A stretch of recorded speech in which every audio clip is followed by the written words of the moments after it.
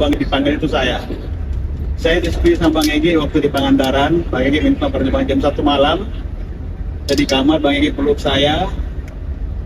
Dia cerita, Rip, abang dipanggil Rip, mungkin abang ditahan. Baca, tapi ini dalam kasus lain ini benar bang. Ini dibantah dan kasus lain sama dengan kasus di KPK.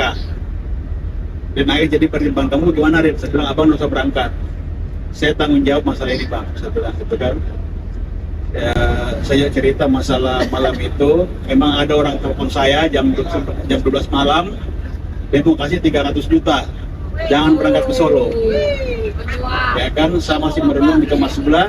Jam 1 saya dikabarin lagi. Saya bilang nggak bisa pak. Ini sudah isu nasional. Tidak bisa saya bilang gitu kan. Kita harus tetap berangkat. Ini saya ngomong jujur sekarang ya. Karena kita sudah punya sangat pilih berhasil. Terus jam 1 saya ditelepon lagi. Bang, Bapak tambah 50. Saya bilang tidak bisa. Gitu kan. Saya terus karena saya kamar sama Bang Egy connecting. Saya buka kamar kan saya biasa bawa di hotel sama Bang Egy selalu kayak connecting karena Bang Egy selalu minta tidur sendiri. Jadi saya untuk menjaga Bang Egy karena Bang Egy kan kita tahu masih minum obat sampai sekarang. Saya selalu jaga Bang Egy, lihat jam 1 saya coba buka kamar Bang Egy lagi sholat. Saya tunggu saya masuk kamarnya, saya duduk. Selesai sholat, saya Bang Bang Egy saya cerita begini. Terus kamu bagaimana? Saya bilang saya terima Bang, dipeluk saya juga, dia nangis, kan? Dia nangis, aduh, bilang ini abang kalau begini nih takut drop. Jadi saya bercanda, Bang, tapi kalau 1 miliar Bang, saya berpikir Bang, langsung dia ketawa, abang juga gitu kan.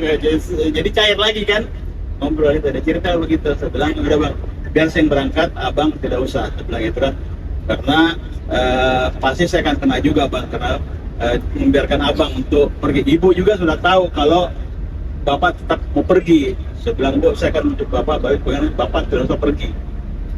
Jadi sampai Jakarta, minta dirahasiakan ini, nanti bongkar setelah pulang. DHL juga tahu ya, minta dirahasiakan ini, jadi cuma saya bertiga yang tahu. Dengan Bang Acem juga cuma suratnya dia tidak buka, saya buka surat itu. Jadi sejaga rahasia ini sampai kita berangkat. Karena kenapa saya jaga rahasia ini? Jangan sampai semuanya drop, terjadi hal yang tidak diinginkan. Bang Egy ditangkap sama segajian waktu di KPK. Dimana kita tahu saat itu Bang Rustam berteriak karena ditangkap, takut berdampak ke Bang Egy juga kan. Jadi itu rasanya ya.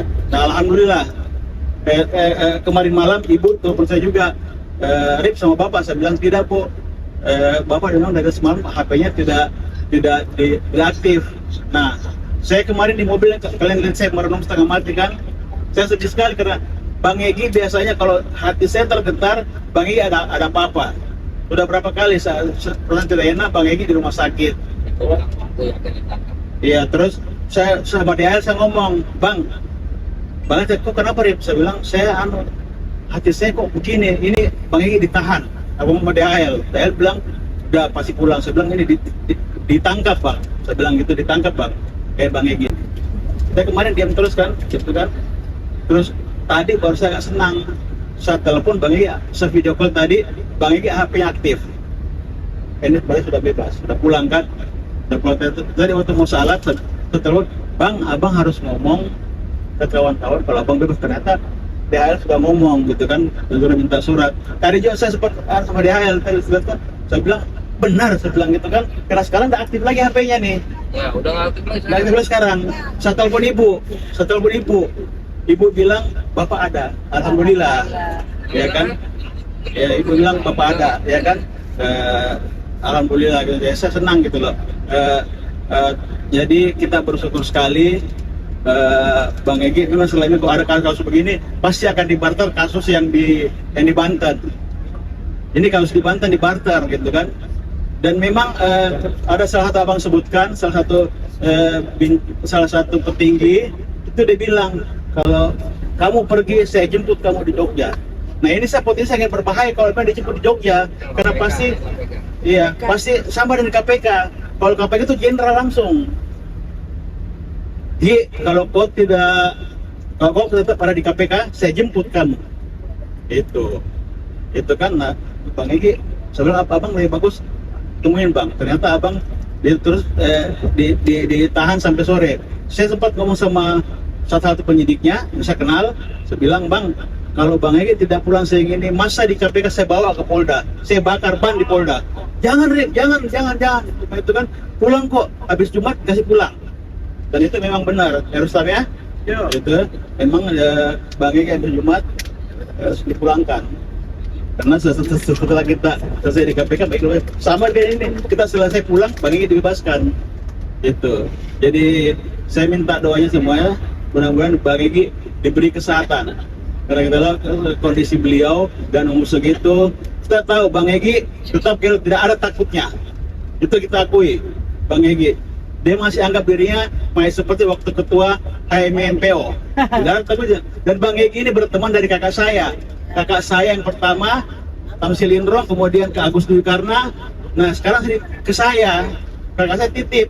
Kau jangan terlalu berharap sama Egy, tapi kau jaga Egy, karena Egy lihat percaya ke kamu. Dengan gitu kan saya juga nggak tahu kenapa Bang Egy terlalu. Saya sama Bang Egy sudah hampir 9 tahun sama Bang Egy. Saya nggak tahu kenapa Bang Egy terlalu akrab sama saya gitu, percaya sama saya. Ya kan, mau dari segi apa itu percaya sama saya dan selalu minta pertimbangan ke saya. Itu kadang-kadang Bang Egy, Rip, kamu selalu tegur saya. Sekarang saya tegur kamu, kau mendengar omongan abang. Dia bilang gitu kan. Dan selalu begitu sama Bang Egy. Jadi mungkin kalau teman-temannya bilang kok atur saya, terus selalu ngomong gitu tuh. Saya mau diatur, tapi kalau saya ngomong itu didengar Bang Egy gitu. Itu satu kebanggaan buat saya. Bang Egy bukan sangat dia sebagai apa, tapi saya anggap dia orang tua saya, kakak saya, teman saya. Saya kadang-kadang biar tengah malam saya ke Bogor panggil Bang Egy. Saya datang ke Bogor, ya kan? Karena kita tahu Bang Egy kan kesehatannya sedikit-sedikit kan, tapi dia tidak pernah rasakan sakitnya itu. Saya pernah kaget dia tensi sampai 500 dan pernah musim tensi tidak bisa membaca, ya kan? Kita tahu Bang Egy itu, ya kan? Dan sampai sekarang itu Bang Egy obat yang diminum, ya kita minta berdoanya aja, mudah-mudahan Bang Egy selalu diberi kesehatan, ya kan, diberi rezeki, ya kan, mudah-mudahan apa yang kita harapkan selama ini bisa terkabulkan semuanya, ya kan. Karena Bang Egy memang dari dulu selalu melawan rejim, ya kan, karena dia lawan rejim juga untuk kita semuanya, untuk umat semuanya, ya kan, tidak kayak yang lain cuma karena amplop. Bang Egy tidak mau sekali itu urusan begitu. Bang Egy berjuang terus untuk kebenaran. Ya, dan satu lagi saya Bang Egy itu, Bang Egy itu hafiz Quran. Bisa kita lihat kan ya. Itu dia cerita sama saya, Rip, saya bisa hafiz Quran waktu saya ditahan. Dan waktu 3 bulan dia bisa hafiz Quran, bukan main kan. Dan saya ingatnya bukan main Bang Egy itu. Bukan cuma dia hafal ayat, dia hafal artinya, dia hafal titik koma. Saya pernah sering tes, suruh baca, saya pernah kata-kata, dia tegur, bukan begitu, begini bacanya. Dan itu bukan 1-2 kali, sering begitu Bang Egy gitu. Ya kan, jadi sekali lagi kawan-kawan, karena mungkin saya tidak juga terlalu tidak mengangkat diri kalau saya dekat sama Bang Egy, tapi alhamdulillah sampai sekarang ini Bang Egy tetap percaya sama saya. Hari ini saya juga sudah mulai senang sekali, tidak kayak kemarin saya merenung terus sedih, mau nangis gitu kan. Karena memang kok saya nggak tahu juga kenapa kontak batin itu, mungkin karena kedekatan saya sama Bang Egy sering curhatan.